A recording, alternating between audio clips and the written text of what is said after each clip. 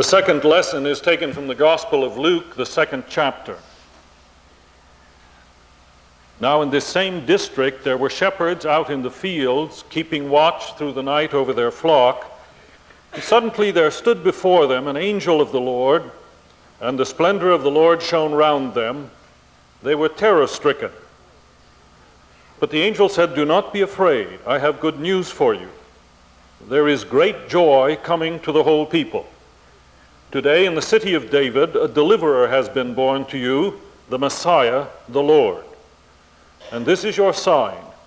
You will find a babe lying wrapped in his swaddling clothes in a manger."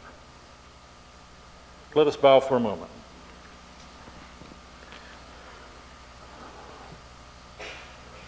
O God, grant that through an ancient and well-worn tale, heard so often through the years, there may yet come a new word which may be to us this new day joy and health and life.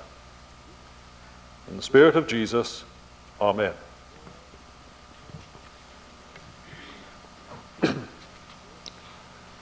Happiness is a healthy grandchild, par on the first hole. Friday at 5, the snap of the sail on a sunlit lake, the house finally redecorated, calling the market right, finding a friend when new in school, snow at Snowmass, candlelight with someone you love, a box seat for La Boheme, a short sermon, castles on the Rhine, Beaujolais Nouveau, a good book and a roaring fire, the Bears winning the division, children doing what you tell them to do, dinner out, dinner in. The words I now pronounce you, man and wife. Happiness, I suppose, is 1,000 things for 1,000 different people. It's above all, finally, a full heart, a sense of well-being, some intense joy, contentment, peace. The opposite of anger and anxiety and doubt and depression and hostility and hurt. It's happiness, and we all want it. Someone asked Charlie Brown what he wanted to be when he grew up, and he said, "I want to be outrageously happy." And I think we'd all settle. And Christmas is supposed to give it to us, isn't it? It's right there in the story. Joy to the world. I saw the sign last Sunday on a palm tree when I got off the airport. In red and green on a palm tree. Joy, joy, joy. If that's what it's supposed to bring, then we botch it up pretty badly at times, don't we? The cartoon character Kathy last year about this time expressed the way that I think many of us will end up feeling this year before long. She says to her boss, "My left brain is making lists of people I haven't sent cards to. My right brain is at the craft store thinking up creative gifts. My nerves are at the mall worrying about whether I should have gotten a different tie for Dad. My stomach is still at last night's party, begging for more. My heart is stuck in traffic somewhere between my mother's house, my boyfriend's house, and the adorable man I just ran into at the post office." "What is it you want, Kathy?" asks the boss. Kathy replies, "May what's left of me sneak home and take a nap." I expect a lot of us will end up that way before it's over. But let's pause this morning, right in the middle of it all, and ask whether it might not be. Ask whether Christmas this year, if we don't go at it too hard, if we don't get caught up with all the wrong things, might not lift us to some new heights of real happiness and joy. Might not truly live up to its promise for once. Where and how is the joy of Christmas? It certainly begins as joy in the sheer miracle of life itself. "Behold, I bring you good news of great joy, for to you is born this day a babe, a child." Is there any joy quite like the joy that comes with the appearance of that infant miracle? Is there anything that makes the face of a young man or a woman shine quite like that Advent? For some young people I know, it seems to be the first really mature religious experience they have is the experience of fathering and mothering that babe. Owen Thomas, a young father, writes a piece that he calls Joy from an Infant Planet. Let me read just a little of it. We knew all about how new parents talk too much about their children. We've seen the sitcoms and read The New Yorker. I'd even joked with friends that I might not be able to keep myself from telling them about burps and diapers and his tiny little, perfect little hands and feet. You'll have to warn me, I said, when I get boring. Well, 6 weeks later, we came to our senses. We realized that everyone was just waiting to hear about the cute noises he makes, how he hunches over when you burp him, how he looks like a little frog in his crib, how he can smile now, and how he stretches and scrunches after a nap. And his nicknames. Did I mention nicknames? Milk Turtle, Pound Puppy, Cuddle Bucket, Sly Squirrel, there are lots more. So why do you suppose our carpenter, someone we considered a friend, nodded and backed away with a semi-frozen smile when we explained to him how the doctor too saw what an exceptional child he was? How we think he has gray-blue eyes for keeps, and how soft the soles of his feet are, and, well, 7 weeks later, I've begun apologizing to friends. I'm training myself in conversations to start with the most amazing recent events, his smiles, perhaps his turning himself over. I blurt them right out, and then I check for a response, and if their eyes don't light up just a little, I pry myself on to another topic. But if there's the slightest raised eyebrow, the encouraging, "he did," I let him have it. Joy in life. It's a rare set of parents or grandparents or aunts or uncles or cousins or sisters who don't experience it. That joy. I leave out brothers. I'm not too sure about them. One little guy said of his baby sister, "Well, we've had her for 2 weeks, so it's too late to take her back now." But isn't it passing strange how we can experience and share so much joy over that newborn and yet lose it, let it slip away as time turns him into a terrible 2 or a troubled teenager or a tormented midlifer or a tottering senior? Isn't it passing sad how we can cease to marvel at ourselves, our own existence, the wonder that comes at us with each new day's dawn, how we can cease to take joy in the sheer fact that we're here at all. You see, Christmas comes to us in part to get all that back for us, to say to us as a word from God, to say to us in His child, "You're a wonder." Yes, you with your zits or wrinkles, you with your impatience and inadequacies, you with your silly and stubborn ways, you with all that makes you you, you are an incredible miracle. Christmas is God come as a child to say to each one of us, "You too are a child, my child." Can you find no joy in that? If not, I pity you. I warn you, one of the central sources of dissatisfaction and misery in life is unhappiness about who we are, envy of another's face or shape or wisdom or ways.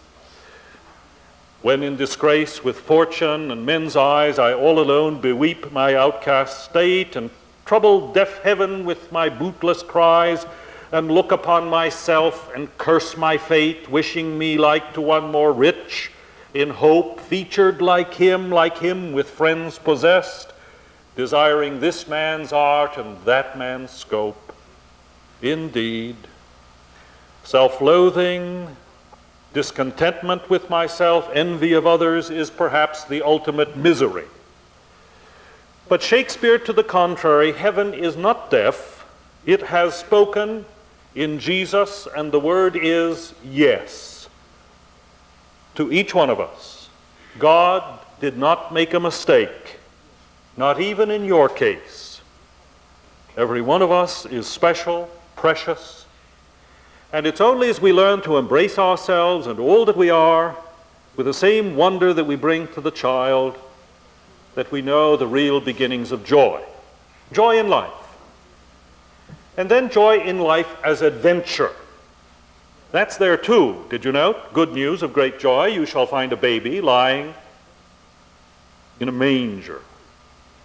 Everybody knows that's not the way life's supposed to be. Babies belong in warm, snug nurseries where they're cared for and kept secure. But it's adventure, it's the unexpected, it's the strange twist, the foggy future, the unpredictable tomorrow. That's what makes a good adventure story, isn't it? Or you close the covers bored.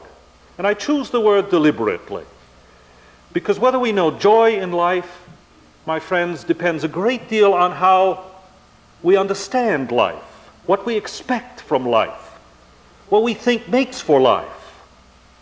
For example, it seems clear that many today think joy is the product of accumulation. Happiness comes from having. Isn't that what all those catalogs stacking up on your counter and all those commercials that interrupt? Isn't that what they encourage us to believe? Of course, if we lift the idea up in the plain light of day and look at it like intelligent men and women, we all demur and say, of course not. But it's so easy to slide into the subterranean suspicion that if only we had a different home, or a different wife, or a different car, or a different climate, the heart would be different. And it isn't so. And we need to remember that. John Gardner writes in his little book, Self-Renewal, if happiness could be found in having things or in being able to indulge yourselves in things you consider pleasurable, then we in America would be deliriously happy. We would be telling one another frequently of our unparalleled bliss rather than trading tranquilizer prescriptions.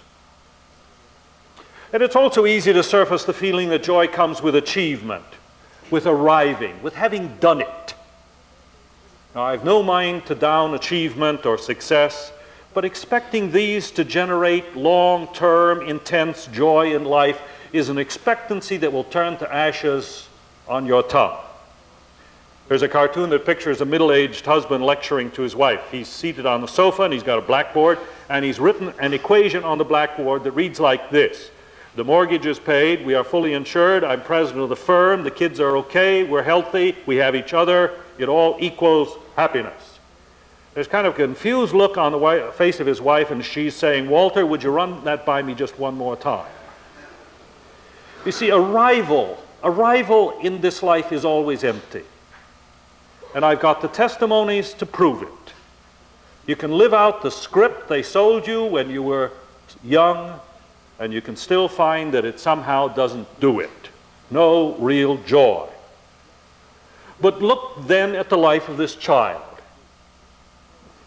What it became, his life is already implicit in that scene you can see across the street in front of the church. In that manger, it certainly didn't involve much in the way of worldly advantages. It was not a success in the conventional sense of the word, but what better word for it than adventure? A journey that was full of the unexpected and the unpredictable, full of challenge and promise, rejection and rejoicing, living each day fully and faithfully out into the unseen and the unknown, seeking to love and care as the occasion called, seeking to live by the will of God as He made it known. An adventure that was characterized above everything else by joy. Adventure, that means accepting too, embracing life as adversity. I've never read an adventure yet that didn't involve adversity. And we cannot know this joy, His joy in life, unless we accept that about the journey as well. If life has to be smoothed for you and untouched by pain and reversal before you can be happy, if you cannot accept your share of the agony in loving and struggling, then you can never know joy. In the world you will have trouble, He said, but be of good cheer. Maybe that's why real joy is not so much the opposite of pain as it is the companion of pain. I was at a wedding reception yesterday when one of the parties stood up and told how painful life had been and how joyful she was. And there was a trace of tears on a shining face. Funny how they go together sometimes. Let me give you two examples of joyous adventurers. These are favorite words which I drag out this time of year, for me if not for you, from Henry Van Dyke. Let me but live my life from year to year with forward face and unreluctant soul, not hurrying to nor turning from the goal, not mourning for the things that disappear in the dim past, nor holding back in fear from what the future veils, but with a whole and happy heart that pays its toll to youth and age and travels on with cheer. So let the way wind uphill or down, or rough or smooth, the journey will be joy, still seeking what I sought when but a boy, new friendship, high adventure, and a crown. My heart will keep the courage of the quest and hope the road's last turn will be the best. Joyous adventurer. Or here's another one, a Christmas letter I got the other day from my old professor and debate coach and his wife, Clarence and Gertrude. They're well up in years now and living out in San Jose, California. Greetings to those we love. As we grow older, we don't always live in the same mood. Sometimes we dwell in carefree Arizona, sometimes in panic Pennsylvania. I didn't know those were towns. Sometimes in normal Illinois or peculiar Missouri. Do you have such days? We pray for daily bread, but we're tempted to try to hoard a supply to last till the end of our days. Getting older, we begin to think the little boy was justified in saying to his folks, "Sure, history was easy for you. You were there for most of it."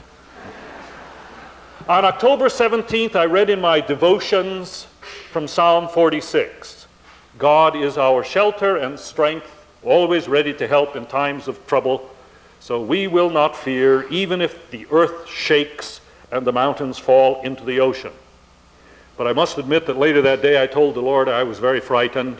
That was the day of the 7.1 earthquake in this area, and the earth did shake. Our daughter told us of having taught her first graders to say no to drugs. Well, then she tried to teach them what to do in case of an earthquake, and when asked what they would do in case of an earthquake, they all shouted, "Just say no." We wish life were that easy. But we are beginning to realize, I think they're 90, we are beginning to realize more fully the truth of the words of Brother Lawrence. The daily round, the commonplace task will furnish us with all we need. Room to deny ourselves and a road to bring us daily nearer God. Love and God's best, the Nystroms. Joyous adventurers. And then there's one final word in that child in the cave. As we embrace life and all we are, as we accept our days here as a kind of unending adventure to be lived as from God, we discover little by little to our very deep satisfaction that we're not alone. That ancient adventurer is somehow with us in strength and courage and joy as well. Love of life as adventure, I tell you, leads toward God.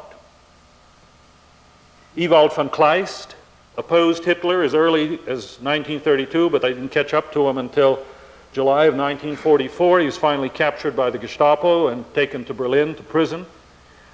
On December 27th, he wrote this last letter to his family.